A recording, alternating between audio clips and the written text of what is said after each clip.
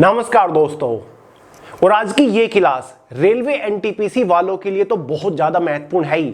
साथ ही अगर आप किसी भी कॉम्पिटिटिव एग्जाम के लिए तैयारी कर रहे हो, चाहे वो आने वाला रेलवे ग्रुप डी का एग्जाम हो, रेलवे एएलपी का एग्जाम हो, या फिर रेलवे एनटीपीसी 12th लेवल का एग्जाम हो, एसएससी का कोई भी एग्जाम हो, सभी एग्जाम्स के लिए बहुत ज्यादा महत्वपूर्ण रहने वाली है। इसमें मैं आपको साल के top 50 current affair questions cover कराऊंगा, जहां से आपको अपने एग्जाम में क्वेश्चंस डायरेक्टली मिलेंगे, क्योंकि एकदम सिलेक्टेड मोस्ट फिल्टर्ड क्वेश्चंस मैं आपको कवर करा रहा हूं। एकदम एग्जाम ओरिएंटेड क्वेश्चंस कवर कराऊंगा, करंट अफेयर्स के डिटेल के साथ डिस्कस करने वाले हैं। और इसी के साथ नेक्स्ट वीडियो में 50 क्वेश्चन, फिर 50 क्वेश्चन, फिर 50 क्वेश्चन की पूरी करंट अफेयर की सीरीज लेकर आऊंगा, जिसमें पूरे साल के सभी महत्वपूर्ण करंट अफेयर के क्वेश्चन आपके कवर हो चुके होंगे रेलवे एनटीपीसी एग्जाम से पहले। 5 जून से आपका एग्जाम स्टार्ट होने वाला है, तो सभी को ऑल द बेस्ट, अपनी तैयारी करते रहिए। समझ गए? तो चलिए, चैनल के ऊपर नए हो सब्सक्राइब करके बेल आइकन को ऑल पे सेट कर लीजिएगा। आज की इस क्लास का पीडीएफ आपको आगे चल के प्रोवाइड करा दूंगा, ताकि आप क्वेश्चंस के ऊपर खुद भी प्रैक्टिस कर सको।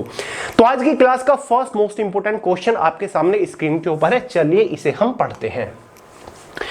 Time person of the year 2025 के लिए कौन चुने गए हैं? टाइम्स मैगजीन के बारे में आपने सुना होगा, हर साल पर्सन ऑफ द ईयर का खिताब किसी न किसी पर्सनैलिटी को देती है, और ये पर्सन ऑफ द ईयर का खिताब उसी पर्सनैलिटी को मिलता है जो साल में कुछ हटके करता है, कुछ यूनिक करता है, कुछ बड़ा करता है, लोगों को इन्फ्लुएंस करता है, लोग उनसे प्रेरित होते हैं, उस इंसान को दिया जाता है। जैसे कि आपको पता होगा 2022 में व्लादिमीर जेलेंस्की को यह पुरस्कार दिया गया था, क्योंकि रसिया ने यूक्रेन के ऊपर अटैक कर दिया था, और जेलेंस्की यूक्रेन का राष्ट्रपति है जिसने जबरदस्त टक्कर दी थी, रसिया को पीछे हटने पर मजबूर कर दिया था। इसलिए 2022 में पर्सन ऑफ द ईयर किसको चुना गया था? व्लादिमीर जेलेंस्की को। लेकिन क्वेश्चन में पूछा जा रहा है कि time person of the year 2024 का खिताब किसको दिया गया है? 4 ऑप्शन आपके सामने है। क्वेश्चन का सही आंसर हो जाएगा option D, Donald Trump. Donald Trump को पर्सन ऑफ द ईयर क्यों चुना गया? देखिए दोस्तों, 2024 में डोनाल्ड ट्रंप ने दोबारा से जबरदस्त वापसी करी है। यूएसए के प्रेसिडेंट 2016 में बने थे, लेकिन फिर से 2024 का इलेक्शन जीता है और जबरदस्त वापसी करी है। हर एक कैटेगरी के इंसान ने जबरदस्त वोटों से इसको जिताया है, चाहे वो युवा हो, वृद्ध हो, महिला हो, सभी ने डोनाल्ड ट्रंप को ही वोट दी है। तो ज्यादातर लोग डोनाल्ड ट्रंप से प्रेरित थे, इसीलिए उनके इस अलग अंदाज के लिए, खूबी के लिए person of the year time magazine ने डोनाल्ड ट्रंप को इस बार चुना है। देखिए दोस्तों, पर्सन ऑफ द ईयर का जो खिताब टाइम मैगजीन ने शुरू करा था वो 1927 में किया था। उस टाइम पर पर्सन ऑफ द ईयर नहीं कहा जाता था, उस टाइम पर मैन ऑफ द ईयर का खिताब दिया जाता था। अब इसको चेंज करके पर्सन ऑफ द ईयर कहा जाने लगा। इलोन मस्क भी ऑप्शन में है। इलोन मस्क को जो दिया गया था, Elon Musk person of the year 2021 में बने थे। व्लादिमीर जेलेंस्की 2022 में पर्सन ऑफ द ईयर बने थे। व्लादिमीर पुतिन 2006 में पर्सन ऑफ द ईयर बने थे, और फाइनली 2024 में person of the year Donald Trump को। डोनाल्ड ट्रंप से रिलेटेड एक और इंपॉर्टेंट फैक्ट है, ये दूसरी बार पर्सन ऑफ द ईयर बने हैं। 2016 में भी ये पर्सन ऑफ द ईयर बने थे। क्लियर है? याद रहेगा, महत्वपूर्ण क्वेश्चन है, नोट डाउन कर लीजिएगा। नेक्स्ट क्वेश्चन की तरफ बढ़ते हैं। मजा आ जाएगा दोस्तों, पीडीएफ भी आपको प्रोवाइड करूंगा, लास्ट तक देखते रहिएगा, ठीक है। 86वीं सीनियर बैडमिंटन चैंपियनशिप 2024 में पुरुष एकल का खिताब किसने जीता? देखिए दोस्तों, देश में कहीं पर 86वीं सीनियर बैडमिंटन चैंपियनशिप हुई है, ठीक है। पुरुष एकल का खिताब इन चारों में से किसने जीता? ठीक है, सबसे पहले तो मैं आपको बता दूं, ये जो 86वां सीनियर बैडमिंटन चैंपियनशिप हुई है, ये कर्नाटक बैडमिंटन एसोसिएशन ने करवाई है, और इसकी जो मेजबानी करी है वो बेंगलुरु ने ही करी है। क्लियर है? याद रहेगा, कहां पर हुई है? 86वीं सीनियर बैडमिंटन चैंपियनशिप कर्नाटक के बेंगलोर में हुई है। पुरुष एकल में इस खिताब को किसने जीता है? पुरुष एकल में इस खिताब को एम रघु ने जीता है। ठीक है, महत्वपूर्ण है, किसने जीता है? एम रघु ने जीता है। समझ गए? नेक्स्ट है, राष्ट्रीय मानव अधिकार आयोग एनएचआरसी के नए अध्यक्ष बने हैं। दोस्तों एनएचआरसी मतलब नेशनल ह्यूमन राइट कमीशन। राष्ट्रीय मानव अधिकार आयोग के नए अध्यक्ष मतलब प्रेसिडेंट किसको चुना गया है। एग्जाम में कई बार इस टाइप का क्वेश्चन भी पूछा गया है कि भाई राष्ट्रीय मानव अधिकार आयोग का अध्यक्ष कौन होता है, किसको चुना जाता है। तो अगर एग्जाम में ये क्वेश्चन पूछ लिया जाए ना कि भाई किसको चुना जाता है, कौन बनता है इसका अध्यक्ष, तो आपको सही आंसर लगा देना है कि जो सुप्रीम कोर्ट होता है ना उसका फॉर्मर जस्टिस, यानी कि सुप्रीम कोर्ट का पूर्व न्यायाधीश जो होते हैं ना उन्हीं को इस पद के लिए, अध्यक्ष के पद के लिए नियुक्त किया जाता है। तो चार ऑप्शन आपके सामने है। ये पूछ रहा है कि एनएचआरसी के नए अध्यक्ष किनको चुना गया है। ये तो आपको पता चल गया कि सुप्रीम कोर्ट का कोई न्यायाधीश होता है, पूर्व न्यायाधीश, तो सारे के सारे पूर्व न्यायाधीश ही है। ऑप्शन बी इसका सही आंसर है, justice V Ramasubramanian. Justice V Ramasubramanian को राष्ट्रीय मानव अधिकार आयोग का नया अध्यक्ष चुना गया है। नोट डाउन कर लीजिएगा, कुछ भी करिएगा लेकिन आंसर याद रखिएगा, महत्वपूर्ण क्वेश्चन है। नेक्स्ट है 26 दिसंबर को भारत के पूर्व प्रधानमंत्री डॉक्टर मनमोहन सिंह का निधन हो गया था। उन्हें किस वर्ष पद्म विभूषण से सम्मानित किया गया था। यह तो आप सभी को पता है। डॉक्टर मनमोहन सिंह जी पूर्व प्रधानमंत्री थे भारत के। मोदी जी से पहले ही 10 साल का कार्यकाल उनका रहा था। क्वेश्चन में पूछा जा रहा है कि उनको पद्म विभूषण किस वर्ष दिया गया। तो भाई मनमोहन सिंह जी को 1987 में पद्म विभूषण से सम्मानित किया गया, जो कि भारत का दूसरा सर्वोच्च नागरिक सम्मान पुरस्कार है। और आपको एक और फैक्ट बता दूं, डॉक्टर मनमोहन सिंह जी भारत के फाइनेंस मिनिस्टर तो रह ही चुके हैं, साथ ही भारत के रिजर्व बैंक ऑफ इंडिया के गवर्नर भी रह चुके हैं। रिजर्व बैंक ऑफ इंडिया के 14th यानी कि 14वें गवर्नर भी ये रह चुके हैं। ये फैक्ट बहुत कम लोग जानते हैं, नोट करिए इस चीज को। नेक्स्ट क्वेश्चन है, हाल ही में जारी नेटवर्क रेडीनेस इंडेक्स 2024 में भारत को दुनिया भर के 133 देशों में कौन सा स्थान मिला है। समझ गए ना क्वेश्चन। बस आपको यह खल रहा होगा कि भाई नेटवर्क रेडीनेस इंडेक्स है क्या। देखिए दोस्तों, किसी भी देश के अंदर टेक्नोलॉजी, कम्युनिकेशन को किस तरीके से यूटिलाइज किया जा रहा है ताकि वो अर्थव्यवस्था के विकास में हेल्प कर सके, साथ ही उस देश की सोशल लाइफ को में हेल्प कर सके। उस तरीके कम्युनिकेशन टेक्नोलॉजी को किस तरीके से यूटिलाइज किया जा रहा है, फिर किस तरीके से उपयोग किया जा रहा है कम्युनिकेशन को, ठीक है।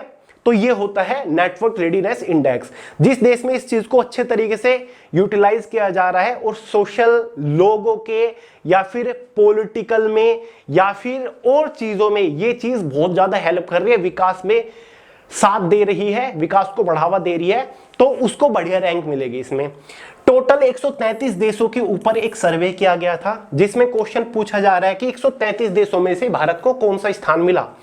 तो भाई इस बार भारत को इसमें 49वां स्थान मिला। बात हो रही है 2024 की। अब भारत ने इसमें काफी बढ़िया जंप मारा है। अगर 2023 की बात करें, 2023 में भारत को 60वां स्थान मिला था, तो इस बार 9 पायदान आगे आ चुका है भारत। 2024 में 49वां स्थान मिला है, तो भारत ने इसमें काफी बढ़िया जंप इस बार मारा है, याद रखिएगा, ठीक है। ICC under 19 women T20 world cup 2025 का आयोजन किस देश में किया जाएगा।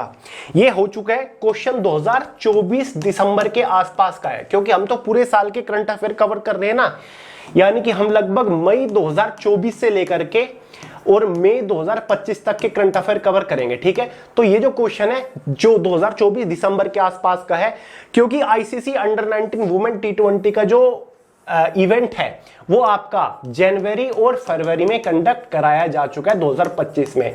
इसमें कौन सी टीम, किस देश की टीम विजेता रही है ये भी पता चल गया है।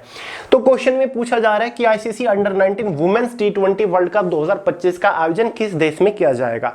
तो भाई ये किया जा चुका है मलेशिया के अंदर। कहां पर किया जा चुका है? मलेशिया के अंदर। और इस खिताब को पता है कौन से देश की टीम ने जीता है? जी हाँ दोस्तों, हमारे प्यारे भारत, यानी कि इंडिया की जो वुमेन्स की टीम है, अंडर 19 वुमेन की टीम है, उन्होंने इस किताब को अपने नाम किया है आईसीसी अंडर 19 वुमेन T20। किसने जीता है 2025 में? भारतीय टीम ने इसको जीता है। और कहां पर इसकी मेजबानी हुई? बेंगलुरु के अंदर हुई, याद रहेगा। बढ़ते हैं दोस्तों अगले सवाल के ऊपर। हाल ही में प्रधानमंत्री नरेंद्र मोदी ने केन बेतवा, ये तो सबको पता है, एक नदी परियोजना है, Ken Betwa river link project का शिलान्यास किया, केन बेतवा, इन दोनों रिवर को लिंक किया गया। ये एक प्रोजेक्ट है, इसकी शुरुआत प्रधानमंत्री मोदी जी ने की। यह किन दो राज्यों की संयुक्त परियोजना है, यानी कि इस परियोजना के तहत कौन से दो राज्यों में एग्रीकल्चर, खेतियों की सिंचाई होगी? तो इस क्वेश्चन का सही आंसर हो जाएगा उत्तर प्रदेश और मध्य प्रदेश। मध्य प्रदेश और उत्तर प्रदेश दोनों पड़ोसी देश हैं। मध्य प्रदेश और उत्तर प्रदेश दोनों पड़ोसी देश है। Ken Betwa river link project जो है, इसका शिलान्यास प्रधानमंत्री मोदी जी ने मध्य प्रदेश, उत्तर प्रदेश के अंदर करा। इन नदियों के इस प्रोजेक्ट से, इन दोनों नदियों के लिंक से इन दोनों राज्यों के अंदर सिंचाई का काम करा जाएगा। समझ गए? नेक्स्ट है एशियन यूथ और जूनियर वेट लिफ्टिंग चैंपियनशिप में मार्टिना देवी मेबाम ने कौन सा पदक जीता? एशियन यूथ और जूनियर वेट लिफ्टिंग चैंपियनशिप में मार्टिना देवी मेबाम ने कौन सा पदक जीता? तो भाई उन्होंने जीता है रजत और कांस्य, दोनों पदक जीते हैं। दो उन्होंने रजत पदक जीते हैं और एक इन्होंने कांस्य यानी कि ब्रॉन्ज मेडल जीता है। ठीक है, लगभग भारत के पास 31 मेडल आए हैं। लगभग 7 गोल्ड मेडल भारत ने इसमें शायद जीते हैं और 16 शायद इसमें इन्होंने सिल्वर मेडल जीते हैं और बाकी इन्होंने जो बचे कुछ हैं ब्रॉन्ज मेडल जीते हैं। तो अगर एग्जाम में क्वेश्चन पूछ ले जाए एशियन यूथ और जूनियर वेट लिफ्टिंग चैंपियनशिप में मार्टिना देवी ने कौन सा पदक जीता है? कांस्य और रजत पदक जीता है। ये कतर में ये हुआ है। ठीक है, कतर का दोहा, दोहा, कतर में एक जगह पड़ती है ना दोहा, वहां पर इसका आयोजन कराया गया था। नेक्स्ट है देश का पहला डिजिटल म्यूजियम अभय प्रभावना किस राज्य में स्थापित किया गया? देश का पहला डिजिटल म्यूजियम अभय प्रभावना किस राज्य में स्थापित किया गया? तो भाई एक डिजिटल म्यूजियम बना है भारत का अभय प्रभावना, ये जिसमें जैन धर्म के बारे में सारी जानकारी दी जाएगी। जैन धर्म की स्थापना से लेकर के अब तक उसके बारे में सारी जानकारी आप ले सकते हैं इस म्यूजियम में। और ये भारत का पहला डिजिटल म्यूजियम है जो कि महाराष्ट्र राज्य के अंदर इसकी स्थापना करी गई है।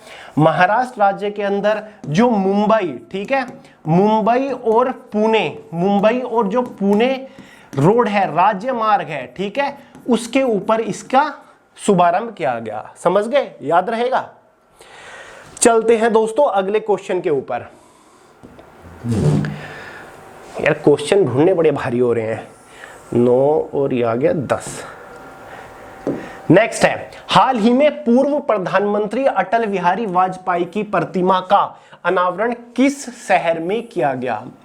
देखिए दोस्तों, पूर्व प्रधानमंत्री अटल बिहारी वाजपेयी जो कि बीजेपी पार्टी के एक लीडर थे, भारत के प्रधानमंत्री रह चुके हैं, इनकी प्रतिमा का अनावरण किस शहर में किया गया? प्रतिमा की जो हाइट है लगभग 10 फीट हाइट है। 30 लाख रुपए का इस प्रतिमा में खर्च आया है और इसका जो अनावरण किया गया है वो राजनाथ सिंह जी द्वारा किया गया है। साथ ही जो उत्तर प्रदेश के मुख्यमंत्री हैं, कौन है? योगी आदित्यनाथ जी, उनके द्वारा किया गया है। और ये किया गया है लखनऊ शहर के अंदर, लखनऊ के अंदर। समझ गए? और अटल बिहारी वाजपेयी जी जो है, इनको भारत रत्न से, जो कि सर्वोच्च नागरिक पुरस्कार है भारत का, भारत रत्न से 2015 में सम्मानित किया गया था। 2018 में इनका निधन हो गया था, इस बात का भी ध्यान रखिएगा। और अटल बिहारी वाजपेयी जी और लाल कृष्ण आडवाणी जी ने मिलकर अप्रैल 1928 में बीजेपी पार्टी का गठन किया था। याद रहेंगी सारी की सारी चीजें, महत्वपूर्ण है। नेक्स्ट क्वेश्चन है हाल ही में भारत के पहले वायो विटोमेन राष्ट्रीय राजमार्ग का उद्घाटन किस राज्य में किया गया? बड़ा प्यारा क्वेश्चन है, पिछले साल ही इसका जिक्र हुआ था। हाल ही में भारत के पहले वायो बिटुमेन राष्ट्रीय राजमार्ग का उद्घाटन किस राज्य में किया गया? वायो विटोमिन मतलब एक ऐसी सड़क बनाने की परियोजना बनाई थी NHAI ने कि जो ऑटोमेटिकली हील हो सके। सड़कें जो बारिश धूप की वजह से टूट जाती थी, टूटने के बाद वो सड़क खुद ही रिपेयर हो जाएगी, उसको अलग से रिपेयर करने की जरूरत नहीं पड़ेगी। तो इस सड़क को जो बनाया गया, पहली ये जो सड़क बनाई गई है महाराष्ट्र राज्य के अंदर बनाई गई है, ठीक है, महाराष्ट्र में पुणे के अंदर इस सड़क को बनाया गया है और मात्र 1 किलोमीटर में इस सड़क को फिलहाल बनाया गया है, ठीक है। वायो बिटुमिन का मतलब होता है ये एक तरीके का केमिकल, हम इसको कह सकते हैं। 15% इसको मिलाया जाता है डामर में। डामर जो होता है ना, जो तारकोल वगैरह होता है सड़क बनाने का, उसमें 15% की वायो बिटुमिन की मात्रा मिक्स करी जाती है, जिसके बाद एक तरीके का स्पेशल केमिकल कह लीजिए बन के तैयार होता है। ये ऑटोमेटिकली जब सड़क टूट जाएगी उसको ऑटोमेटिक हील कर लेगा, ऑटो रिपेयर कर लेगा, ठीक है। ये सड़क किसने बनाई है? NHAI ने, national highway authority of India ने। नेक्स्ट है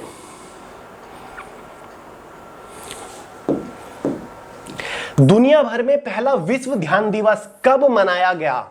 दुनिया भर में पहला विश्व ध्यान दिवस कब मनाया गया? मतलब वर्ल्ड मेडिटेशन डे। कौन सा? वर्ल्ड मेडिटेशन डे कब मनाया गया? और ये पहला वर्ल्ड मेडिटेशन डे मनाया गया। तो भाई इस क्वेश्चन का एकदम सही आंसर है ऑप्शन ए, यानी कि 18 दिसंबर को 2024 18 दिसंबर को भारत का वो दुनिया में विश्व ध्यान दिवस मनाया गया, वर्ल्ड मेडिटेशन डे मनाया गया, ताकि लोगों को अवेयर किया जा सके मेडिटेशन की तरफ, ध्यान की तरफ, क्योंकि शरीर की आधी से ज्यादा बीमारी इसी से ही ठीक हो जाती है। क्लियर है दोस्तों? और अगर एग्जाम में क्वेश्चन पूछ ले जाए कि भाई इसका थीम क्या था, तो inner peace global harmony, inner peace global harmony, global harmony, ये क्या था? इसका थीम था। किसका? वर्ल्ड मेडिटेशन डे का, जो कि 18 तारीख को मनाया जाता है हर साल अब से। अगला क्वेश्चन है, हाल ही में जारी travel and tourism development index 2024 में दुनिया भर के 119 देशों में भारत को कौन सा स्थान मिला है? सबसे पहले समझेंगे travel and tourism development index होता क्या है। देखिए दोस्तों, ये एक तरीके का सूचकांक है जो कि हर साल जारी किया जाता है। दुनिया भर के अंदर बहुत सारे देशों के ऊपर एक सर्वे किया जाता है, उसके बाद रिपोर्ट जारी की जाती है। ये सर्वे इसलिए किया जाता है, देखा जाता है कि किस देश के अंदर ट्रेवल और टूरिज्म में सबसे ज्यादा विकास हुआ है, किस देश के अंदर टूर एंड ट्रेवल्स को बढ़ावा दिया जा रहा है, जो टूरिस्ट आ रहे हैं उनका कितना ख्याल रखा जा रहा है, जो टूरिस्ट पैलेस है उस देश के अंदर उसमें कितना सुधार हुआ है, कितनी इंप्रूवमेंट हुई है। क्लियर है? इन सारे पैरामीटर्स को देखा जाता है और हर साल इसके ऊपर रिपोर्ट जारी की जाती है। इस बार टोटल 119 देशों की ऊपर एक रिपोर्ट करा गया, एक सर्वे करा गया, जिसमें से क्वेश्चन में पूछा जा रहा है कि भारत को कौन सा स्थान मिला है। इस क्वेश्चन का सिंपल और सीधा आंसर हो जाएगा ऑप्शन सी, 39वां। भारत को 119 में से 39वां स्थान मिला है, ठीक है। लास्ट ये जो रिपोर्ट जारी की गई थी 2021 में की गई थी, भारत को 54वां स्थान मिला था। कौन सा? 54वां। यानी कि इस बार भारत ने अच्छा खासा जंप मारा है, काफी इंप्रूवमेंट है। 2021 में इस इंडेक्स में भारत को 54वां स्थान मिला था, 2024 में भारत को इस बार 39वां स्थान मिला है। याद रहेगा, नोट करिए फटाफट, महत्वपूर्ण क्वेश्चन है, एनटीपीसी एग्जाम को उखाड़ के फेंकना है इस बार। नेक्स्ट है, मिस इंडिया यूएसए 2024 का खिताब किसने जीता है? अब आप सोच रहे होंगे कि भैया मिस इंडिया सुना है, मिस यूनिवर्स सुना है, ठीक है, मिस वर्ल्ड सुना है, लेकिन मिस इंडिया यूएसए ये कहां से आ गया? दोस्तों, इस खिताब की शुरुआत 1980 में की गई थी। जो अमेरिका के अंदर, यूएसए के अंदर इंडियन, भारतीय मूल की, ठीक है, फीमेल रहती है, उस स्पेशल उनके लिए इस इंडेक्स को, सॉरी, इस खिताब को शुरू किया गया था। क्लियर है? यानी कि जो भारतीय मूल की लड़कियां हैं उनके लिए इस पेजेंट को शुरू किया गया था। समझ गए दोस्तों? तो क्वेश्चन में पूछा जा रहा है कि मिस इंडिया यूएसए 2024 का खिताब किसने जीता है? 4 ऑप्शन आपके सामने। इस क्वेश्चन का सही आंसर हो जाएगा कैटलीन सैंड्रा नील, कैटलीन सैंड्रा नील, जो कि चेन्नई मूल की हैं, ठीक है, यानी कि चेन्नई मूल की हैं। ये चेन्नई में इनका जन्म हुआ था, लेकिन नेशनलिटी फिलहाल यूएसए की है। इन्हीं को ही 2024 का मिस इंडिया यूएसए खिताब दिया गया है। महत्वपूर्ण क्वेश्चन है, अगर एग्जाम में पूछ ले कब इसकी शुरुआत हुई थी, तो भाई 1980 में इसकी शुरुआत हुई थी। कैटलीना सैंड्रा नील की उम्र जो है 19 साल है।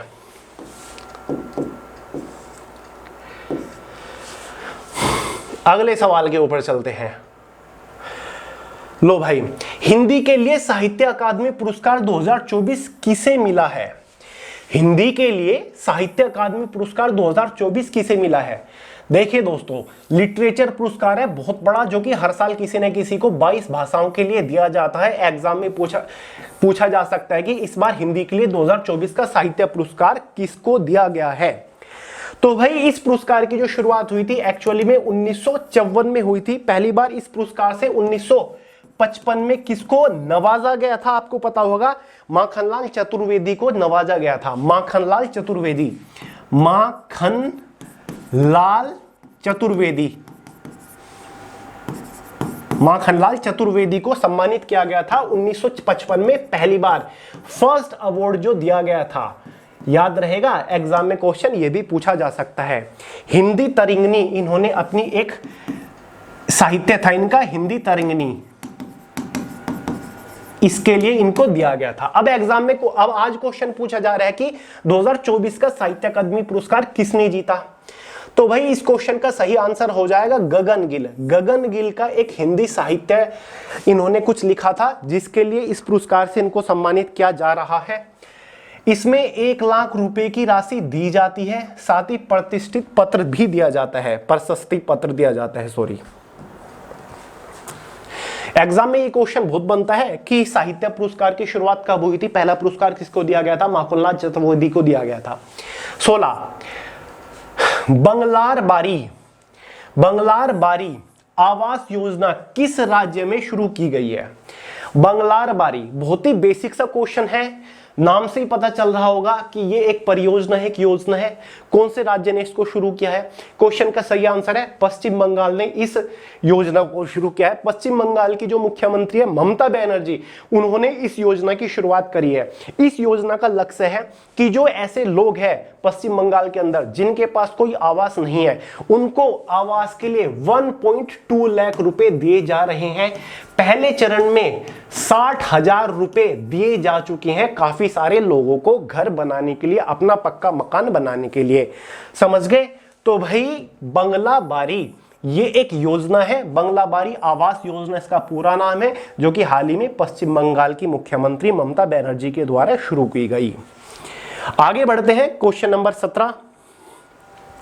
एशियाई रोल बॉल चैंपियनशिप का आयोजन कहां किया गया?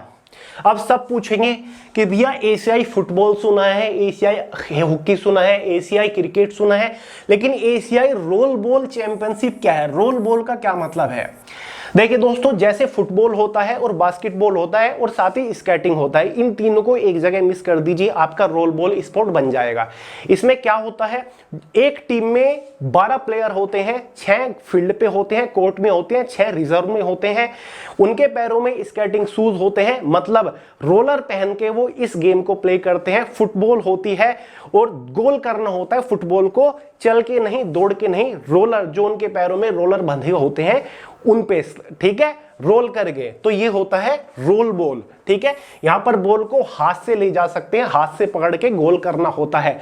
ठीक है, ये नहीं कि पैर मारना होता है या फिर बास्केट में डालना होता है। नेट इसी तरीके का होता है जैसे फुटबॉल में होता है, और बास्केटबॉल की तरह बॉल को हाथ में लेके रोल करते हुए दौड़ना होता है। ये होता है रोल बॉल चैंपियनशिप। तो क्वेश्चन पूछा जा रहा है एशियाई रोल बॉल चैंपियनशिप का आयोजन कहां किया गया है इस बार? तो क्वेश्चन का सही आंसर है गोवा। गोवा राज्य के अंदर रोल बॉल चैंपियनशिप का आयोजन इस बार किया गया है। समझ गए दोस्तों? और मनोहर पारिकर स्टेडियम, मनोहर पारिकर स्टेडियम, मनोहर पारिकर स्टेडियम में इसका आयोजन इस बार किया गया है। गोवा राज्य के अंदर मडगांव में, मडगांव गोवा में इसका आयोजन किया गया है रोल बॉल चैंपियनशिप का। समझ गए? अगला है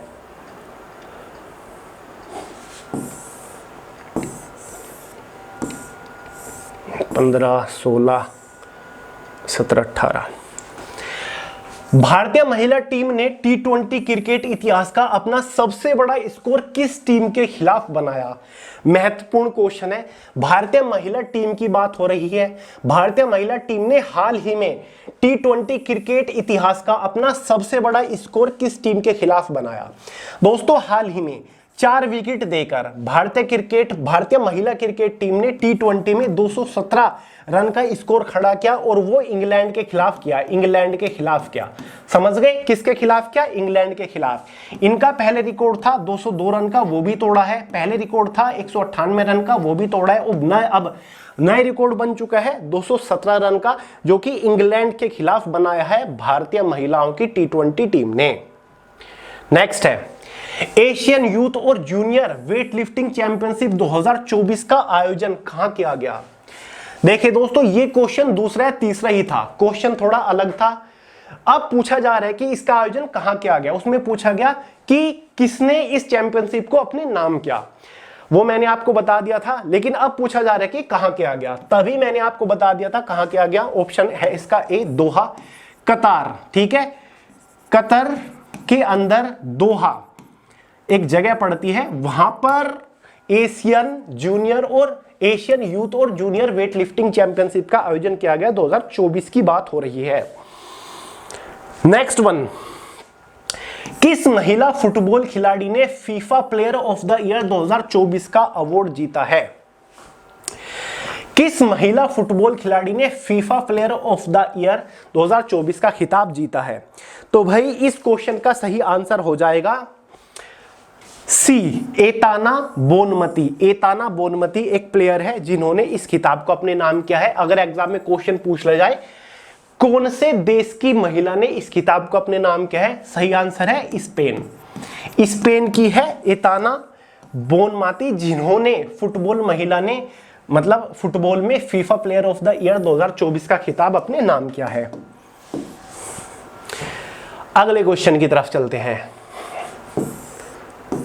21, किस देश से संबंधित फुटबॉल खिलाड़ी विनीसियस जूनियर ने FIFA player of the year 2024 का अवार्ड जीता है? किस देश से संबंधित फुटबॉल खिलाड़ी विनीसियस जूनियर ने FIFA player of the year का खिताब अपने नाम किया है? तो भाई इस क्वेश्चन का सही आंसर हो जाएगा, खिलाड़ी का नाम है विनीसियस जूनियर। सही आंसर है ब्राजील। ब्राजील की ये रहने वाली है। नेक्स्ट है, गंगा नदी डॉल्फिन टैगिंग परियोजना किस मंत्रालय की पहल है? गंगा नदी डॉल्फिन टैगिंग परियोजना, गंगा नदी डॉल्फिन टैगिंग परियोजना को ही डॉल्फिन प्रोजेक्ट कहा गया है। क्या कहा गया है? Dolphin project. प्रोजेक्ट भी इसे ही कहा गया है। इस परियोजना के तहत देश के अंदर जो डॉल्फिन है उनके संरक्षण के ऊपर ध्यान देना है, डॉल्फिन के विकास के ऊपर ध्यान देना है, समझ गए? साथ ही इस परियोजना के तहत ही वाराणसी के अंदर, गंगा नदी के अंदर, इसी परियोजना के तहत वाराणसी के अंदर गंगा नदी में डॉल्फिन सफारी भी शुरू की जाएगी, समझ गए? तो क्वेश्चन पूछा जा रहा है कि किस मंत्रालय ने इस पहल को शुरू किया है? तो इस क्वेश्चन का सही आंसर हो जाएगा मिनिस्ट्री ऑफ इन्वायरमेंट, केंद्रीय पर्यावरण मंत्रालय। मिनिस्ट्री ऑफ पूरा मतलब है इसका ministry of environment forest and climate change. Ministry of environment forest and climate change ने गंगा नदी डॉल्फिन टैगिंग परियोजना की शुरुआत करी है। नेक्स्ट वन, अरे ये हो गया है, ये हो गया है और आता है नहीं 23 है गया 22 और ये है 23। आईएनएस निर्देशक किस उद्देश्य के लिए डिजाइन किया गया है? आईएनएस निर्देशक किस उद्देश्य के लिए डिजाइन किया गया है? दोस्तों ये एक युद्धपोत हम इसे कह सकते हैं। ये एक हाइड्रोग्राफिक सर्वेक्षण और नेविगेशन में सहायता करता है। आईएनएस निर्देशक इंडियन नेवी में शामिल किया गया है। हाइड्रोग्राफिक सर्वेक्षण और नेविगेशन में ये सहायता करेगा। ये एक एंटी रडार मतलब रडार की गिरफ्त में ये नहीं आ सकता, रडार इसको नेविगेट नहीं कर सकता। साथ ही जो भारत का समुद्री क्षेत्र है उसका ये सर्वेक्षण करेगा, उसको ये एनालाइज करेगा। साथ ही समुद्र की गहरी जानकारी, समुद्र की गहराई से इंपोर्टेंट जानकारी भी निकाल कर लेकर आएगा, जो समुद्री तट है उससे रिलेटेड भी जानकारी लेकर आएगा। ठीक है, इसमें कुछ स्पेशल जीपीएस नेविगेशन सिस्टम लगाया गया है। ये एक हाइड्रोग्राफी सर्वेक्षण और नेविगेशन में सहायता करने वाला एक जहाज है इंडियन नेवी के पास। ENWR आधारित प्रतिज्ञा वित्तीय पोषण CGS-NPF योजना का मुख्य उद्देश्य क्या है? एक बड़ी योजना है जिसका बड़ा सा नाम है ENWR, जिसका मतलब होता है electronic negotiable warehouse receipt. Electronic negotiable warehouse receipt इसकी फुल फॉर्म है।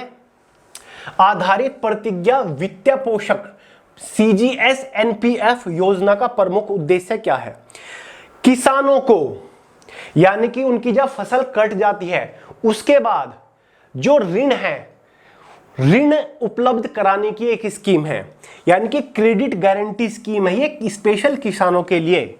ENWR CGS का मतलब है credit guarantee scheme and NPS का मतलब है please financing refer to the credit guarantee scheme for ENWR based financing, a scheme launched by the government of India to support post harvest, यानी कि जब फसल कट जाती है किसानों की, फाइनेंसिंग फॉर फार्मर्स, यानी कि फार्मर को, जो किसान है उनको फाइनेंस दिया जाता है, उनको ऋण दिया जा सकता है ताकि वो अगली फसल की बुआई इजीली कर सके। This scheme provide a guarantee against default on loans taken by farmers against electronic negotiable warehouse receipt. यही रही उसकी फुल फॉर्म जो मैंने आपको अभी अभी बताया था। समझ गए? नोट करिएगा। अगला क्वेश्चन है, भारतीय नौसेना ने हाल ही में रसद शिक्षा अनुसंधान और प्रशिक्षण के लिए किसके साथ हाथ मिलाया है? भारतीय नौसेना ने हाल ही में किसी के साथ हाथ मिलाया है रसद शिक्षा और अनुसंधान और प्रशिक्षण के लिए, मतलब ट्रेनिंग और रसद शिक्षा के लिए। रसद शिक्षा होती है लॉजिस्टिक शिक्षा, यानी कि इंपोर्ट एक्सपोर्ट की जो शिक्षा होती है ना, एजुकेशन होती है, उसकी नॉलेज होती है, उसकी बात हो रही है। तो हाल ही में भारतीय नौसेना ने रसद शिक्षा और रसद ट्रेनिंग, यानी कि यही जो ट्रेनिंग है लॉजिस्टिक की, इंपोर्ट एक्सपोर्ट की, देने के लिए किसके साथ हाथ मिलाया है? गति शक्ति विश्वविद्यालय के हाथ मिलाया है, जो कि है गुजरात के अंदर। कहां पर है? वडोदरा। वडोदरा।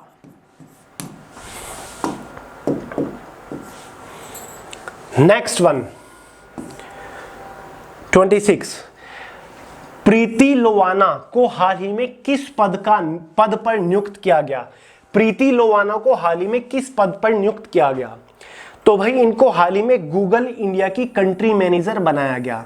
गूगल इंडिया की नई कंट्री मैनेजर कौन बन चुकी है? प्रीति लोवाना बन चुकी है। गूगल इंडिया की कंट्री मैनेजर का काम क्या होता है? यानी कि गूगल इंडिया जो है उसको ग्लोबल के साथ कोऑर्डिनेट करने का काम होता है। जो इंटरनेशनल गूगल है उसको, अपने रीजन को, यानी कि भारत को, उसके साथ कोऑर्डिनेट करने का काम ये करने वाली है। समझ गए दोस्तों? और इन्होंने संजय गुप्ता की जगह लिया है। किसकी जगह ली है? संजय गुप्ता की इन्होंने जगह ली है। पहले संजय गुप्ता थे गूगल इंडिया के कंट्री मैनेजर। अरे आरबीआई ने अतिरिक्त कृषि ऋण की सीमा बढ़ाकर कितनी कर दी है? आरबीआई ने अतिरिक्त ऋण की सीमा बढ़ाकर कितनी कर दी है? देखिए दोस्तों, पहले ये सीमा 1.6 लाख थी किसानों के लिए। अब इस सीमा को बढ़ाकर रिजर्व बैंक ऑफ इंडिया ने कितना कर दिया है? 2 लाख रुपए कर दिया है। कितना कर दिया? 2 लाख रुपए कर दिया है। आरबीआई ने अतिरिक्त ऋण की सीमा बढ़ाकर 2 लाख रुपए कर दिया है। पहले 1.6 लाख हुआ करती थी। नेक्स्ट आ गया है, आर्कटिक रिपोर्ट कार्ड किस संगठन द्वारा प्रकाशित किया जाता है? देखिए दोस्तों, एक आर्कटिक रिपोर्ट कार्ड होता है क्वेश्चन में पूछा जा रहा है ये किस संगठन द्वारा प्रकाशित किया गया इस बार। देखिए दोस्तों, सबसे पहले समझो आर्कटिक रिपोर्ट कार्ड क्या होता है। जो हमारा आर्कटिक ओशन है ना, जो सबसे बर्फ वाला ओशन है, उसके क्लाइमेट इन्वायरमेंट के बारे में जानकारी देने का काम होता है, उसके ऊपर रिपोर्ट देने का काम होता है आर्कटिक रिपोर्ट का। वही ये रिपोर्ट है, ठीक है। उसके बारे में जो जानकारी इंफॉर्मेशन होती है क्लाइमेट की या फिर इन्वायरमेंट की, वो आर्कटिक रिपोर्ट कार्ड होता है। इसको कौन प्रकाशित करता है हर साल? इसको प्रकाशित करने का काम होता है राष्ट्रीय महासागरीय और वायुमंडलीय प्रशासन द्वारा इसको प्रकाशित किया जाता है। शॉर्ट में इसको हम बोलेंगे दोस्तों NAOO। NAOO मतलब NOAA, national oceanic and atmospheric administration, national oceanic atmospheric association, national oceanic atmospheric association इसकी फुल फॉर्म है, ठीक है। अगले क्वेश्चन की तरफ चलते हैं। HSBC इंडिया ने HSBC ताज क्रेडिट कार्ड लॉन्च करने के लिए किस कंपनी के साथ साझेदारी करी है? HSBC का मतलब होता है Hong Kong banking corporation. Hong Kong banking corporation India ने हाल ही में HSBC ताज क्रेडिट कार्ड, कौन सा क्रेडिट कार्ड? ताज क्रेडिट कार्ड लॉन्च करने के लिए किस कंपनी के साथ साझेदारी करी है? तो इस क्वेश्चन का सही आंसर हो जाएगा Indian hotel company. Indian hotel company जो है ना, वो भारत के अंदर बहुत बड़ी बड़ी जो होटल एसोसिएशन है या फिर होटल ऑर्गेनाइजेशंस है, होटल कंपनीज है, उनको रन करने का काम करती है। तो भाई एक ताज क्रेडिट कार्ड होता है, जिसके पास ये क्रेडिट कार्ड होगा उसको इन बड़े बड़े होटलों के अंदर काफी सारी स्पेशल सुविधा देखने को मिल जाएंगी। स्पेशल रूम वो बुक कर सकता है, रूम के अंदर स्पेशल चेंजेस वगैरह वो कर सकता है। तो हाल ही में दोस्तों HSBC इंडिया ने ताज क्रेडिट कार्ड लॉन्च करने की जो जिम्मेदारी ली है इंडियन होटल कंपनी के साथ ली है। अगला क्वेश्चन है 10वें अंतरराष्ट्रीय वन मेला का आयोजन कहां पर हुआ? आप सभी को पता है सबसे ज्यादा फॉरेस्ट भारत के अंदर कहां पर है? मध्य प्रदेश के अंदर है, MP के अंदर है। तो भाई 10वें अंतरराष्ट्रीय वन मेला भी मध्य प्रदेश के अंदर ही आयोजित हुआ, जहां पर फॉरेस्ट वन्य जीवन को बढ़ावा देने के ऊपर जोर दिया गया। नेक्स्ट क्वेश्चन की तरफ चलेंगे हम अब। क्वेश्चन नंबर 31 ये रहा। किस खेल से संबंधित भारतीय खिलाड़ी रविचंद्रन अश्विन ने अंतरराष्ट्रीय खेल से संन्यास लेने का ऐलान किया है? तो हाल ही में भाई दिसंबर 2024 की ये बात हो रही है। जो बैट्समैन और स्पिनर, ठीक है, ऑलराउंडर है ये, इन्होंने क्रिकेट के तीनों फॉर्मेट से, यानी कि T20 आपका हो गया, ODI हो गया, आपका टेस्ट क्रिकेट हो गया, तीनों फॉर्मेट्स में से संन्यास ले लिया है। तो ये किस खेल से संबंधित है? तो भाई ये क्रिकेट खेल से संबंधित है, बेसिक सा क्वेश्चन है। और हाल ही में रोहित शर्मा और विराट कोहली ने भी टेस्ट क्रिकेट मैच से संन्यास ले लिया है, T20 से उन्होंने पहले ले रखा था। भारत सरकार ने अंतर्देशीय जल मार्गों के माध्यम से कार्गो आवाजाही को बढ़ावा देने के लिए कौन सी योजना शुरू करी? भारत सरकार ने अंतर्देशीय जल मार्गों के माध्यम से, अंतर्देशीय जल मार्ग किनको बोलेंगे? अंतरराष्ट्रीय जल मार्ग तो हो गया हमारा समुद्र, ये आपका मान के चलिए भारत हो गया। तो अंदर जो आपकी नदियां बह रही है, गंगा, यमुना, सरस्वती, जितनी भी है, ब्रह्मपुत्र नदी है, इनको बोलेंगे अंतर्देशीय जलमार्ग। यही तो अंतर्देशीय जलमार्ग है, के माध्यम से कार्गो आवाजाही। कार्गो मतलब जो कार्गो जहाज होते हैं, शिप होते हैं, जिनसे हम माल ढुलाई करते हैं एक जगह से दूसरी जगह को, आवाजाही को बढ़ावा देने के लिए कौन सी योजना शुरू करी? यानी कि भारत सरकार ने प्लानिंग कर ली है कि भाई जैसे कि ब्रह्मपुत्र नदी हो गई, गंगा नदी हो गई, इनके थ्रू हम कार्गोज में माल को इधर से उधर ले जाएंगे। तो भाई इनके लिए एक योजना बनाई गई है। उस योजना का नाम क्या रखा गया है? इस योजना का नाम रखा गया है जलवाहक योजना। क्या नाम रखा है? जलवाहक योजना। जलवाहक योजना है इस योजना का नाम। अगले क्वेश्चन की तरफ 33।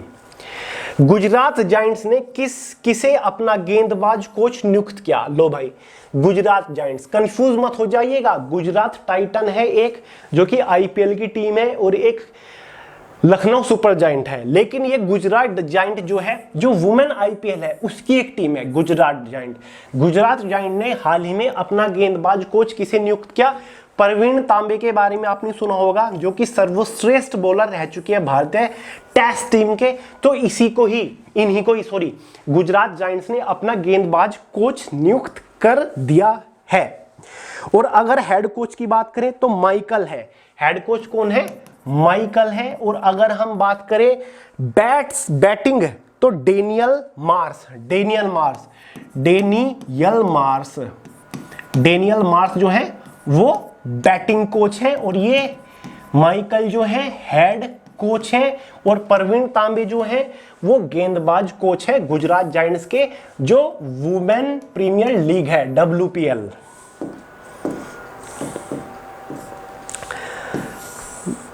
चौंतीस,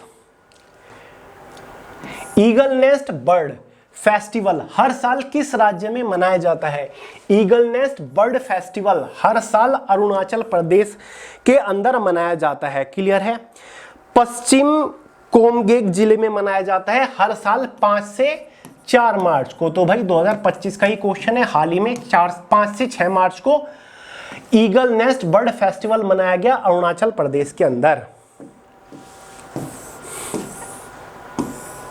अगला है, इस साल राष्ट्रीय पंचायत पुरस्कार 2024 से देश के कितनी पंचायतों को सम्मानित किया गया है? देखिए दोस्तों, हर साल राष्ट्रीय पंचायत पुरस्कार क्यों दिया जाता है और किन्हें दिया जाता है? ये दोस्तों पंचायती राज्यों को दिया जाता है, यानी कि जो अलग अलग राज्य के अंदर, गांव के अंदर जो पंचायत है उनको दिया जाता है। जो पंचायत कुछ हटके काम करती है, ठीक है, विकास करती है अपने क्षेत्र में, उनको इस पुरस्कार से सम्मानित किया जाता है। इस साल 2024 की बात हो रही है। देश के लगभग 45 पंचायतों को सम्मानित किया गया है राष्ट्रीय पंचायत पुरस्कार से। अगला सवाल है, झारखंड विधानसभा का अध्यक्ष किसे चुना गया? झारखंड विधानसभा का अध्यक्ष हाल ही में राजेंद्र नाथ महतो को चुना गया है। बेसिक सा क्वेश्चन है, ये तो आपको पता होगा। झारखंड की राजधानी भी पता होगा, रांची होती है। भारतीय रिजर्व बैंक का नया गवर्नर किसे नियुक्त किया गया? शक्तिकांत दास तो सभी को पता है। शक्तिकांत दास जी ये फॉर्मर हो गए हैं दोस्तों। ये पहले गवर्नर थे आरबीआई के, अब बन चुके हैं संजय मल्होत्रा। कौन है नए गवर्नर? संजय मल्होत्रा। कौन है? संजय मल्होत्रा।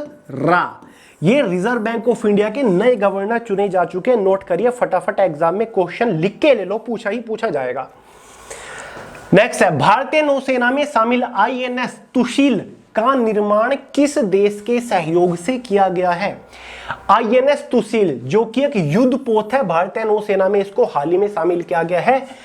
जो भारत के डिफेंस मिनिस्टर है राजनाथ सिंह जी ने इसका अनावरण किया है, ठीक है, जलावरण किया है इसका। तो भाई इस युद्ध पोत को लाया गया है रूस से। रूस का है तुशील, जो कि भारतीय नौसेना में शामिल किया गया है। ये जो रडार है उससे खुद का बचाव कर सकता है, ठीक है, रडार से खुद का बचाव कर सकता है, ठीक है। और ये काफी हैवी जीपीएस सेंसर से भी लैस है, इस बात का भी ध्यान रखिएगा। तो काफी इंपॉर्टेंट है ये सवाल भी। जो आपकी गाइडेड मिसाइल है ना, उससे भी ये लैस है, गाइडेड मिसाइल से, और इसको रडार नहीं पकड़ सकती। Desert night air combat exercise में भारत के साथ किन देशों ने भाग लिया?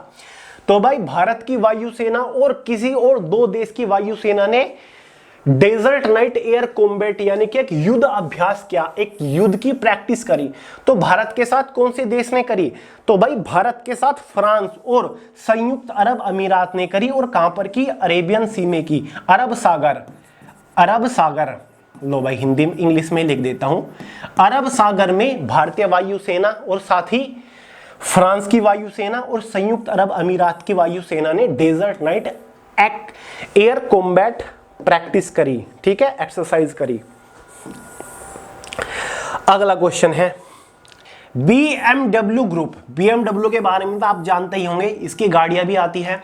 BMW ग्रुप ने ग्रामीण भारत में शैक्षिक परिदृश्य को बदलने के लिए किसके साथ समझौता किया है? यानी कि जो शिक्षा है उसको बदलने के लिए, ठीक है, और बेहतर बनाने के लिए किसके साथ समझौता किया है? आपके पास 4 ऑप्शन है। तो भाई हाल ही में BMW ग्रुप ने यूनिसेफ के साथ मिलकर शिक्षा को बदलने के लिए, ग्रामीण भारत में शिक्षा को बढ़ावा देने के लिए, शिक्षा को और बेहतर करने के उद्देश्य से समझौता किया है। यूनिसेफ जो है वो एक चिल्ड्रन फंड है, UNICEF, ठीक है, इसका मतलब होता है united nation of children fund, united nation of children's fund, इसका ये फुल फॉर्म होती है। भारत में इसकी जो ब्रांड एम्बेसडर है वो करीना कपूर है, पूछा जाता है कई बार, ठीक है। तो इन्होंने एक टर्म भी लॉन्च करी है, STEM एक टर्म लॉन्च करी है। इसके तहत ये भारत के अंदर 10 लाख, इसके तहत ये भारत के अंदर 10 लाख स्टूडेंट को शिक्षित करेंगे, स्किलफुल बनाएंगे। STEM का मतलब है किस किस क्षेत्र में शिक्षित करेंगे? S for science, T for technology, ठीक है, E फॉर इंजीनियरिंग और भाई M फॉर मैथमेटिक्स। इन 4 क्षेत्रों में स्टूडेंट्स को और स्किल करेंगे और शिक्षा में को बढ़ावा देंगे, समझ गए। और फिलहाल इस प्रोग्राम को 4 स्टेट के अंदर ही शुरू किया गया। उनमें से कौन कौन से स्टेट है? एक तो भाई आपका झारखंड है, ठीक है, एक आपका तमिलनाडु है, ठीक है, ठीक है, 2 हो गए। और एक आपका इसमें वेस्ट बंगाल है और एक आपका असम है, एक आपका वेस्ट बंगाल और एक आपका असम। ये 4 राज्यों में इसको फिलहाल शुरू करा है BMW ग्रुप ने यूनिसेफ के साथ मिलकर। समझ गए पूरा का पूरा फंडा क्या है। नेक्स्ट है, राष्ट्रपति द्रौपदी मुर्मू ने किस देश के सेना प्रमुख को भारतीय सेना के जनरल की मानद रैंक से सम्मानित किया? भारतीय सेना के जनरल की मानद रैंक से किस देश के सेना के प्रमुख को सम्मानित किया? तो भाई नेपाल देश के, जिसका नाम है, सेना के प्रमुख का नाम कुछ अशोक करके है, ठीक है, अशोक करके है एग्जैक्टली। अगर मैं देखूं तो भाई अशोक राज सिगडेल इनका नाम है, जिसको भारत की राष्ट्रपति द्रौपदी मुर्मू ने देश के सेना के प्रमुख, जो भारतीय सेना का जनरल होता है, उसकी मानद रैंक से सम्मानित किया है, क्योंकि उन्होंने भी कुछ बढ़ के काम किया होगा भाई अपने देश में, ठीक है, लायक होंगे वो इस सम्मान के। 42, हाल ही में किस देश ने अंतरराष्ट्रीय सौर गठबंधन फ्रेमवर्क समझौते पर हस्ताक्षर किए? देखिए दोस्तों, इस फ्रेमवर्क समझौते, ये जो फ्रेमवर्क योजना है एक तरीके से, या फिर जो संस्था है, जो भी हम इसे कहेंगे, ठीक है, ये इंडिया और फ्रांस ने कभी मिलकर शुरू किया था। किसने? इंडिया और फ्रांस ने इसको मिलकर शुरू किया था। तो हाल ही में काफी सारे देशों ने इसमें आके गठबंधन किया है। हाल ही में अंतरराष्ट्रीय सौर गठबंधन की शुरुआत इंडिया और फ्रांस ने करी थी। इस समझौते में एक और देश आ गया है, उस देश का नाम है दोस्तों मोल्दोवा, ठीक है। दुनिया भर के अंदर सौर ऊर्जा को बढ़ावा देने के लिए इस गठबंधन की शुरुआत करी थी इंडिया और फ्रांस ने मिलकर। अगला सवाल है DDCA, ठीक है। DDCA के नए अध्यक्ष के रूप में किसको चुना गया है? DDCA यानी कि दिल्ली डिस्ट्रिक्ट क्रिकेट एसोसिएशन, इसका मतलब होता है दिल्ली डिस्ट्रिक्ट क्रिकेट एसोसिएशन, ठीक है। दिल्ली का एक डोमेस्टिक क्रिकेट एसोसिएशन है क्वेश्चन में पूछा जा रहा है हाल ही में इसके अध्यक्ष के रूप में किसको चुना गया है। 4 ऑप्शन आपके पास है, तो इस क्वेश्चन का सही आंसर है रोहन जेटली को चुना गया है। रोहन जेटली को चुना गया है, जो कि प्रेसिडेंट बन चुके हैं DDCA के। ठीक है, ऐसे ही मुंबई की भी भाई एक क्रिकेट लीग है या फिर क्रिकेट एसोसिएशन है।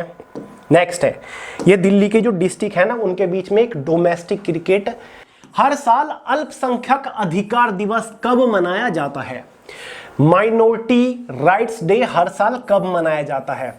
तो इसका सही आंसर है ऑप्शन सी 18 दिसंबर को। इस बार इसका थीम क्या था? विविधता को बढ़ावा देना, विविधता को बढ़ावा देना, बढ़ावा देना। कुछ और भी था इसके आगे, और अधिकारों की रक्षा करना, और अधिकारों की रक्षा करना, अधिकारों की रक्षा करना। इस बार ये इसका थीम था। फटाफट नोट कर लीजिए, एग्जाम में क्वेश्चन पूछा जा सकता है। जो अल्पसंख्यक है, अल्पसंख्यक जनजाति या फिर जो माइनॉरिटीज है, उनके अधिकारों की रक्षा करना, उनके अधिकारों का सम्मान करना, अधिकारों को लेकर अवेयरनेस फैलाना। इसी वजह से हर साल 18 दिसंबर को अल्पसंख्यक अधिकार दिवस मनाया जाता है। ये जो थीम मैंने आपको बताया 2024 का बताया, क्योंकि अब ये जो मनाया जाएगा वो 18 दिसंबर 2025 में मनाया जाएगा। नेक्स्ट है 45। ICC महिला टेस्ट क्रिकेट में सबसे तेज शतक जड़ने वाली नेट साइबर ब्रेट किस देश की खिलाड़ी है? तो भाई इन्होंने हाल ही में टेस्ट क्रिकेट में 97 बॉल में, ठीक है, कितनी बॉल में? 97 बॉल में 100 रन शतक जड़ा है। और ये सबसे तेज टेस्ट क्रिकेट में शतक जड़ने वाली पहली महिला बन चुकी है। इनका नाम है नेट साइबर ब्रेट। ये है इंग्लैंड देश की क्रिकेटर। अगला सवाल है,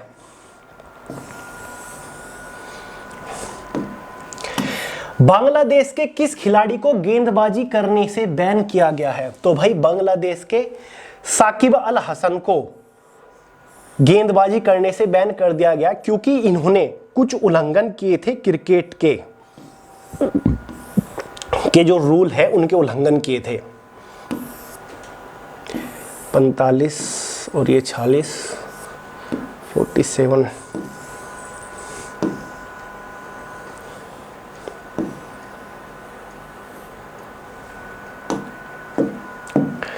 नेक्स्ट है, किस शहर में भारत का पहला डायबिटीज बायो बैंक स्थापित किया गया है? किस शहर में भारत का पहला डायबिटीज बायो बैंक स्थापित किया गया है? महत्वपूर्ण क्वेश्चन है। तो दोस्तों इसे ICMR ने Madras diabetic research foundation, Madras diabetic research foundation के साथ मिलकर किया है। ICMR की फुल फॉर्म होती है Indian council for medical research. ठीक है दोस्तों, तो ICMR ने मद्रास डायबिटिक रिसर्च फाउंडेशन के साथ मिलकर इसकी स्थापना करी है, और ये करी है चेन्नई में। ठीक है, चेन्नई, तमिलनाडु की राजधानी चेन्नई के अंदर। नेक्स्ट है,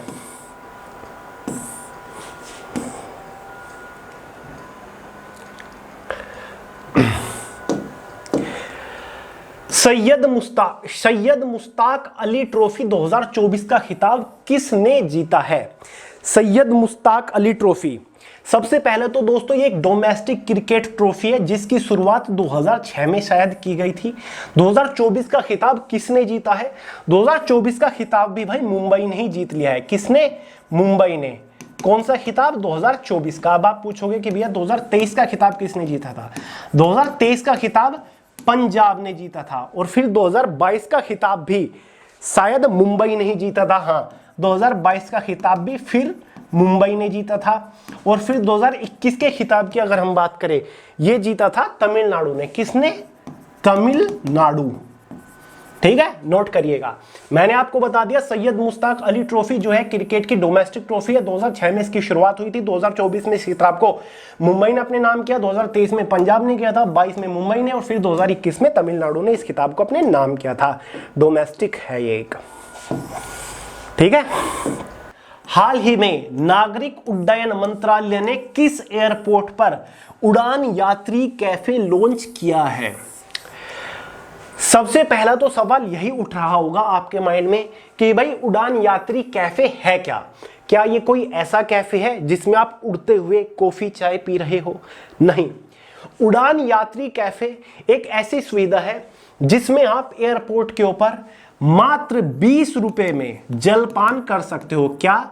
जलपान कर सकते हो, जिसमें आपको 10 रुपए में तो टी चाय मिल जाएगी, 10 रुपए में आपको वाटर पानी की बोतल मिल जाएगी, 10 रुपए में आपको कॉफी मिल जाएगी। ठीक है, तो 10-20 रुपए में आप जलपान कर सकते हो अच्छे से। एक ऐसा ये कैफे उड़ान यात्री कैफे लॉन्च किया गया है नागरिक उड्डयन मंत्रालय द्वारा। समझ गए? तो हाल ही में किस एयरपोर्ट पर किया गया? समझिए, ये जो क्वेश्चन मैं आपको पढ़ा रहा हूं ये 2024 का क्वेश्चन है। 2024 नवंबर या फिर दिसंबर के आसपास का ही क्वेश्चन है।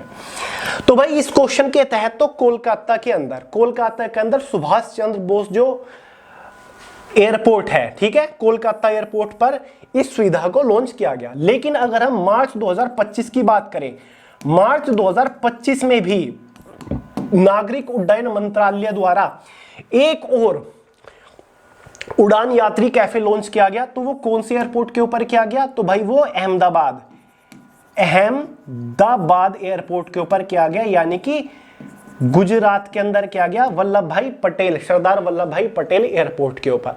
तो यहां से 2 क्वेश्चन निकल रहे हैं। अगर रिसेंटली पूछ लिया जाए, 2025 में पूछ लिया जाए या फिर मार्च 2025 देके पूछ ले तो अहमदाबाद एयरपोर्ट के ऊपर, और अगर 2024 पूछ ले और अहमदाबाद या गुजरात ऑप्शन में नहीं है तो आप कोलकाता लगा के आ जाओगे। धीरे धीरे ये सुविधा दुनिया भर भारत के अलग अलग एयरपोर्ट के ऊपर शुरू की जा रही है। और भाई नागरिक उड्डयन मंत्रालय के मंत्री कौन है? श्री राम, हाँ है तो कुछ, श्री राम मोहन नायडू, श्री राम मोहन नायडू ये नागरिक उड्डयन मंत्रालय के मंत्री है। पहले ज्योतिरादित्य थे। नेक्स्ट है भाई और लास्ट है शायद, क्योंकि 50 क्वेश्चन की सीरीज है ना। हाल ही में अमेरिका ने किसे अपना आधिकारिक राष्ट्रीय पक्षी घोषित किया? बड़ा इंपॉर्टेंट क्वेश्चन है। अमेरिका ने किसे अपना आधिकारिक यानी कि ऑफिशियल राष्ट्रीय पक्षी यानी कि नेशनल बर्ड घोषित किया? इंपॉर्टेंट क्वेश्चन है। और ये काम पूरे 240 साल में किया गया है। 240 साल से इसके ऊपर विवाद चल रहा था, इसके ऊपर बातचीत चल रही थी। तो इस क्वेश्चन का सही आंसर है बाल्ड ईगल। बाल्ड ईगल होता है ना, एक सुनहरे से कलर का होता है जिसकी गर्दन व्हाइट होती है, पीछे से वो ब्राउन सा या फिर ब्लैक सा होता है, वो होता है बाल्ड ईगल। तो भाई बाल्ड ईगल यानी कि बाज को अमेरिका ने अपना ऑफिशियल राष्ट्रीय पक्षी, ऑफिशियल नेशनल बर्ड घोषित कर दिया पूरे 240 साल के बाद। और अमेरिका के राष्ट्रपति कौन है? डोनाल्ड ट्रंप है। तो भाई ये 50 क्वेश्चन मैंने आपको कवर करा दिए हैं, जो कि रेलवे के सभी एग्जाम के लिए बहुत ज्यादा महत्वपूर्ण है, एसएससी के सभी एग्जाम के लिए बहुत ज्यादा महत्वपूर्ण है, बैंकिंग के सभी एग्जाम के लिए बहुत ज्यादा महत्वपूर्ण है, चाहे आपका आरबीआई हो या फिर आपका आईबीपीएस हो या फिर एसबीआई का ही एग्जाम क्यों ना हो। ठीक है, यूपीएससी के एग्जाम्स के लिए भी बहुत ज्यादा महत्वपूर्ण है। तो भाई स्पेशली एनटीपीसी वालों क्लास मिस मत करिएगा, एग्जाम में क्वेश्चन बाहर नहीं बनेगा। और हाँ, इस क्लास का जो पीडीएफ है वो मैंने आपको वे टू सक्सेस का जो टेलीग्राम चैनल है, सर्च करिए टेलीग्राम चैनल के ऊपर जाकर वे टू सक्सेस, ठीक है, टेलीग्राम के ऊपर सर्च करिए वे टू सक्सेस, हमारा टेलीग्राम चैनल है ये वाला। तो इसमें मैंने आपको ये पीडीएफ प्रोवाइड करा दिया है। ठीक है, इंग्लिश में भी प्रोवाइड करा दिया है, हिंदी में भी। इंग्लिश वाले इंग्लिश में डाउनलोड करके प्रिपरेशन कर सकते हैं, हिंदी वाले इंग्लिश में। नेक्स्ट जल्द ही आपके लिए एक और 50 इंपोर्टेंट करंट अफेयर के क्वेश्चंस की सीरीज लेकर आऊंगा, लेक्चर लेकर आऊंगा। बाकी इसमें इतना ही था। प्रिपेयर करिए, अपना रिवाइज करिए, वीडियो को चाहे दोबारा देख लीजिएगा। तो चलिए दोस्तों, आज के इस लेक्चर में इतना ही था। पसंद आया हो लाइक करिएगा, दोस्तों के साथ शेयर करिएगा, चैनल को सब्सक्राइब करना मत भूलिएगा। मिलते हैं अगली वीडियो में बहुत ही जल्द, तब तक के लिए जय हिंद।